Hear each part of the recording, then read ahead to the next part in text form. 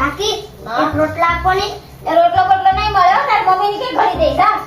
કેમ મારી મમ્મી રોટલા કરે તમાર રોટલા ઘડવાનું નહીં મારી મમ્મી જ ઘડા કરે એવું કરે બે ત્રણ દી રોકાવે આવી હું નહીં કરું તાર મમ્મી ને કે ઘડી દઈશ હા આગળ મારા કાકા ના આવવા બધી કહી જાવ હવે ભેગું રહેવું નથી નોખું થઈ જાવ આ નોળિયા જીવો તો જો હાવ નોખું થવાની વાતો કરે रुको जरा सबर करो બહુ તડકો હતો હો ભાઈ ગામમાં એ દિયા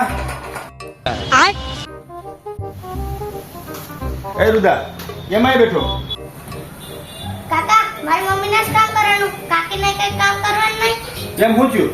કાકા મેં મારી કાકી થી રોટલો માંગ્યો ને તો મારી કાકીએ ના પાડી દીધું એમ કીધું કે મારે હું કઈ નાડી નથી મારી મમ્મી ને કામ દઈ દે